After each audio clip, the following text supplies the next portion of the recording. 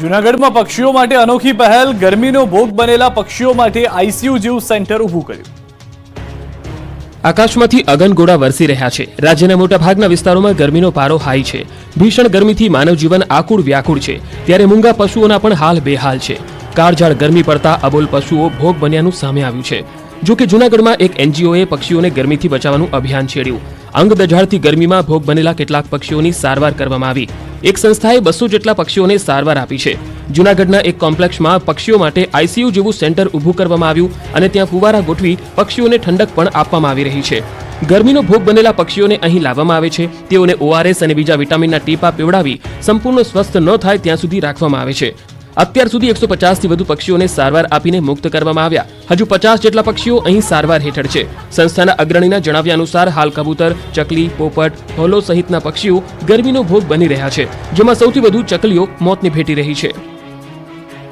અમદાવાદથી ઝડપાયેલા આતંકીઓની પૂછપરછમાં થયો છે મોટો ખુલાસો. ગુજરાત એટીએસના સકંજામાં આવેલા આતંકીઓની તપાસમાં મોટા ખુલાસા થઈ રહ્યા છે. તેમની ધરપકડથી આઈએસના સ્લીપર સેલ સક્રિય હોવાનો પણ ખુલાસો થયો છે. નાના ચિલોડાથી હથિયારો મળવાથી એટીએસને સ્થાનિક વ્યક્તિની મદદનો શક છે, જેને લઈને એટીએસ દ્વારા સ્થાનિક વ્યક્તિની તપાસ શરૂ કરાઈ છે. સાથે જ નાના ચિલોડામાં હથિયાર 3 કે 4 દિવસ પહેલા મૂક્યા હોવાનું પણ સામે આવ્યું છે, જેને લઈને એટીએસે નાના ચિલોડા આસપાસના સીસીટીવી ફૂટેજની તપાસ શરૂ કરી છે. ગુજરાત અને અન્ય રાજ્યોમાં પણ એટીએસે તપાસ શરૂ કરી છે. આ તપાસમાં કેન્દ્રીય એજન્સીઓ પણ જોડાઈ છે. એટીએસે ફોનની હિસ્ટ્રી રિકવર કરવા એફએસએલમાં મોકલ્યો છે અને 6 દુભાષિયા સાથે રાખીને આતંકીઓની પૂછપરછ ચાલી રહી છે. ચારેય આરોપીઓને અલગ અલગ રાખીને પૂછપરછ કરાઈ રહી છે. એટીએસને આરોપીઓના ફોનમાંથી અન્ય લોકોના ફોટા પણ મળી આવ્યા છે, જે ટાર્ગેટ હોવાની સંભાવના છે. તમિલનાડુ પોલીસની એટીએસની એક ટીમ ગુજરાત એટીએસ પહોંચીને તપાસમાં જોડાઈ છે. 4 પૈકી 2 આતંકીઓ 8 વાર ભારત આવી ચૂક્યા છે. આતંકી મોહમ્મદ નુસરત સોનાની દાણચોરીમાં અને મોહમ્મદ ફારિસ ડ્રગ્સની હેરાફેરી કરતો હોવાનો ખુલાસો થયો છે. તો આતંકી મોહમ્મદ રસદીન સામે શ્રીલંકામાં 5 કેસ નોંધાઈ ચૂક્યા છે. ચારેય આતંકીઓની ફેબ્રુઆરી માસથી આતંકી ટ્રેનિંગ ચાલુ હતી અને આ તાલીમ બાદ આત્મઘાતી હુમલા માટે ભારત મોકલાયા હતા. આ સમગ્ર મામલે એટીએસે આતંકીઓના પરિવારને પણ જાણ કરી છે. એટીએસની તપાસમાં શ્રીલંકાની પોલીસ પણ જોડાઈ છે. આતંકીઓના મોબાઈલમાંથી શપથ અને અબુ પાકિસ્તાનીનો ફોટો મળી આવ્યો છે. હજુ વધુ પૂછપરછમાં આતંકીઓના મનસૂબાના વધુ ખુલાસા થવાની શક્યતા છે. અમદાવાદમાં ચોંકાવનારી ઘટના, નિવૃત્ત કસ્ટમ અધિકારીના બંગલામાં ઘૂસ્યો બુકાનીધારી. અમદાવાદના આનંદનગર વિસ્તારમાં સનસનીખેજ ઘટના બની. બુકાનીધારી યુવક એરગન સાથે નિવૃત્ત IRSના બંગલામાં ઘૂસીને લૂંટનો પ્રયાસ કર્યો. જો કે ફરિયાદીની સતર્કતા અને હિંમતના કારણે લૂંટારૂ ઝડપાઈ ગયો. ઘટનાની વિગત પ્રમાણે બુકાનીધારી યુવકે એરગન સાથે નિવૃત્ત IRSના બંગલામાં ઘૂસીને લૂંટનો પ્રયાસ કર્યો. શહેરના આનંદનગર રોડ પર આવેલી સાગર સોસાયટીમાં રહેતા રમેશભાઈ કસ્ટમ વિભાગમાં ડેપ્યુટી કમિશનર તરીકે ફરજ બજાવતા. સોમવારે સાંજે તેમના ઘરે તેઓ હાજર હતા. એ દરમિયાન એક બુકાનીધારી શખ્સે તેમના ઘરે આવી હથિયાર બતાવી લૂંટનો પ્રયાસ કર્યો. હથિયાર બતાવીને ઘર में जो पैसा रखा है वो दे दो એવી ધમકી પણ આપી. ત્યારબાદ આરોપી અને ફરિયાદી વચ્ચે ઝપાઝપી થઈ. જો કે ફરિયાદીની સતર્કતા અને હિંમતના કારણે આરોપી ઝડપાઈ ગયો. આરોપીએ કયા કારણોસર આ લૂંટને અંજામ આપવાનો પ્રયાસ કર્યો તે અંગે પોલીસે તપાસ હાથ ધરી. તેની સાથે અન્ય કોઈ સહ આરોપી હતા કે કેમ, કેટલા સમયથી રેકી કરીને લૂંટ કરવા આવ્યો હતો તે અંગે પોલીસે આરોપીની પૂછપરછ શરૂ કરી તપાસ હાથ ધરી છે. વીજતંત્રની ઘોર બેદરકારીથી વીજ લાઇનમાં ધડાકા સાથે આગ ભભૂકી. વડોદરાના તાંદલજાની ઘટના. જીવતા વીજ વાયરો ધડાકા અને ભડાકા સાથે સળગી ઉઠ્યા. વડોદરાના તાંદલજા વિસ્તારમાં વીજ લાઇનમાં ધડાકા સાથે આગ લાગી. ભડકો થતા જીવતા વીજ વાયરો સળગીને તૂટી ગયા હતા, જેના પગલે અવરજવર કરતા રાહદારી તથા રહેવાસીઓના જીવ જોખમમાં મુકાયા. વીજ તંત્રની બેદરકારીના કારણે સોસાયટીના રહીશોમાં ભયનો માહોલ ઉભો થયો. આગ લાગતા અમીન પાર્ક, શાલીમાર ડુપ્લેક્સ, તહુરા પાર્કમાં અંધારપટ છવાઈ ગયો હતો. વીજળી ગુલ થઈ જતા ભર ઉનાળે ભીષણ ગરમીમાં લોકોને આકરા તાપમાં શેકાવાનો વારો આવ્યો. વીજ તંત્રની બેદરકારીની આ પહેલી ઘટના નથી. વીજ લાઇનમાં આગ લાગવાની આ ઘટના ચોથી વાર બની. વારંવારની બેદરકારીથી સ્થાનિક લોકો ધુઆપુઆ થયા. નાગરિકોમાં MGVCL સામે રોષ ભભૂકી ઉઠ્યો. ફાયર બ્રિગેડને જાણ કરાતા ઘટના સ્થળે પહોંચી આગને કાબૂમાં લીધી હતી. કચ્છના કાનમેરના રણમાં થયેલી હત્યાનું રિકન્સ્ટ્રક્શન કરાયું. મોટી સંખ્યામાં પોલીસ કાફલો તૈનાત. કાનમેર રણમાં ખેલાયેલા ખૂની ખેલમાં હત્યારાઓને સાથે રાખીને આખી ઘટનાનું રિકન્સ્ટ્રક્શન કરવામાં આવ્યું. મીઠાના અગરો માટે જમીન પર કબજો મેળવવા કરાયેલી હત્યાના કેસમાં પોલીસે કાર્યવાહી કરી. આરોપીઓને સાથે રાખીને ઘટના સ્થળ, હાઈવે, હોટલ અને કાનમેર ગામમાં રિકન્સ્ટ્રક્શન કરાયું. કાનમેરના રણમાં 13 મેના રોજ બપોરે આરોપીઓએ ઘાતક હથિયારો સાથે હુમલો કર્યો હતો. ફાયરિંગ અને તીક્ષ્ણ હથિયારોથી કરાયેલા હુમલામાં એકનું મોત થયું હતું. આ કેસમાં પોલીસે 17 મેના રોજ 10 ગુનાહિત ઇતિહાસ ધરાવતા વ્યક્તિઓ સહિત 16 આરોપીઓની ધરપકડ કરી હતી અને 7 દિવસના રિમાન્ડ મેળવ્યા હતા. ત્યારે આરોપીઓને સાથે રાખીને પોલીસે આખા મર્ડર કેસનું રિકન્સ્ટ્રક્શન કર્યું. આ સમયે ભચાઉ ડીવાયએસપી સહિત મોટી સંખ્યામાં પોલીસ કાફલાને સાથે રાખીને કાર્યવાહી કરાઈ. વડોદરામાં શેરડીના રસમાં ઝેરી પીને આપઘાત મામલે નવો વળાંક આવ્યો છે. ઝેર પીને આપઘાત મામલે વ્યાજખોરોના ત્રાસ હોવાનું જાણવા મળ્યું.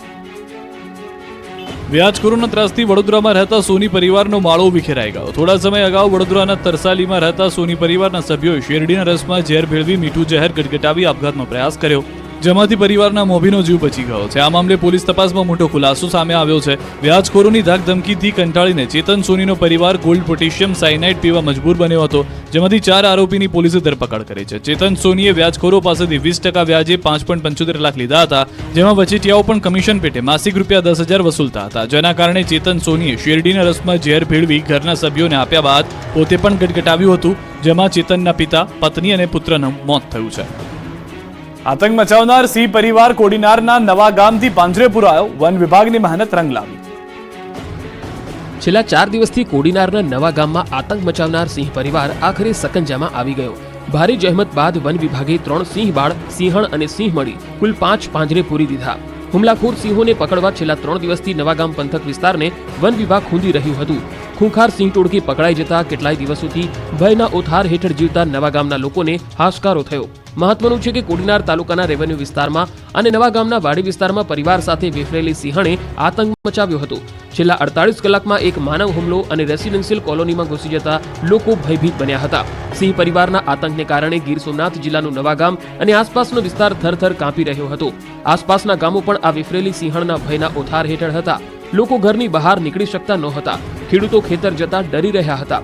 બીજી તરફ વન વિભાગે સિંહ પરિવારનું રેસ્ક્યુ ઓપરેશન તેજ કર્યું અને આખરે વન વિભાગની મહેનત રંગ લાવી.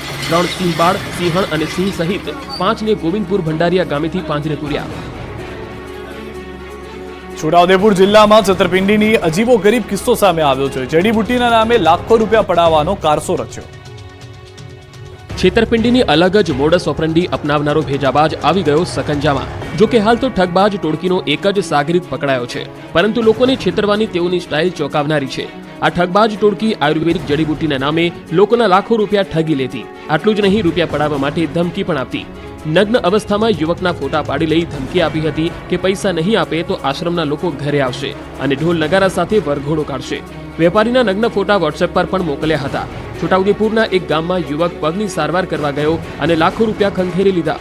ધમકી આપ્યા બાદ બદનામીના ડરથી યુવકે પહેલા ગૂગલ પેથી 12,000 અને ત્યારબાદ 8 લાખ જમા કરાવ્યા હતા. આમ છતાં શખ્સોએ 3 માસના વ્યાજ સહિત 8.32 લાખની માંગણી કરી હતી. જો કે યુવક વધુ છેતરાય એ પહેલા પોલીસ ફરિયાદ નોંધાવી અને પોલીસે આ ટોળકીમાંથી એક સાગરીતને પકડી લીધો છે. જો કે પકડાયેલા સાગરીતની પૂછપરછમાં વધુ કેટલાક ખુલાસા થઈ શકે છે. આ ટોળકીએ અન્ય કેટલા લોકોને ભોગ બનાવ્યા છે એ સહિતની પોલીસે કડક પૂછપરછ હાથ ધરી છે.